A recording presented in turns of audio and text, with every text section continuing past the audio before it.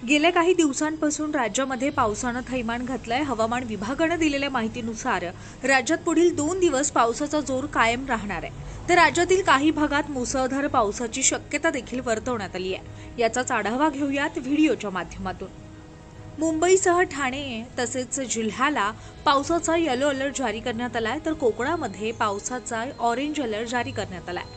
रायगड, रत्नागिरी आणि सिंधुदुर्ग या जिल्ह्यांना ऑरेंज अलर्ट देण्यात आलाय, तर मुंबईतील काही भागात उद्या जोरदार पावसाची शक्यता वर्तवण्यात आली आहे। येत्या 4 दिवसात मुंबईसह उपनगरात जोरदार पावसाची शक्यता वर्तवण्यात आली आहे। तर मुंबईत उद्या 34 अंश सेल्सिअस कमाल तर 21 अंश सेल्सिअस किमान एवढं तापमान असेल। पुणे आणि सातारा, सांगली या जिल्ह्याला पावसाचा ऑरेंज अलर्ट देण्यात आलाय। या भागात मुसळधार पावसाची शक्यता वर्तवण्यात आली आहे। तर उद्या पुण्यामध्ये 30 अंश सेल्सिअस कमाल तर 22 अंश सेल्सिअस किमान एवढं तापमान असेल।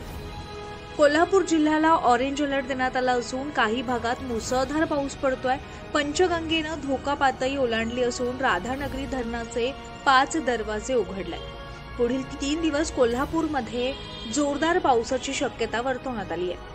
तर उद्या कोल्हापूरमध्ये 31 अंश सेल्सिअस कमाल तर 23 अंश सेल्सिअस किमान तापमान असेल।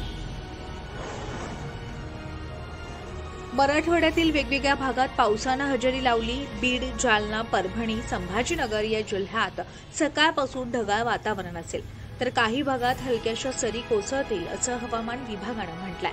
तर छत्रपती संभाजीनगरमध्ये 33 अंश सेल्सिअस कमाल तर 22 अंश सेल्सिअस किमान तापमान असेल। विदर्भात तुरळक ठिकाणी जोरदार सरींची शक्यता हवामान विभागानं वर्तवली आहे, तर पूर्व विदर्भामध्ये जोरदार पावसाचा इशारा देण्यात आलाय। उद्या भंडारा, गोंदिया, गडचिरोली, चंद्रपूर, यवतमाळ, वर्धा आणि नागपूरसह विदर्भातील बहुतांश ठिकाणी पावसाची जोरदार रिपरिप असेल। तर नागपूरमध्ये उद्या 30 अंश सेल्सिअस कमाल तर 21 अंश सेल्सिअस किमान एवढं तापमान असेल।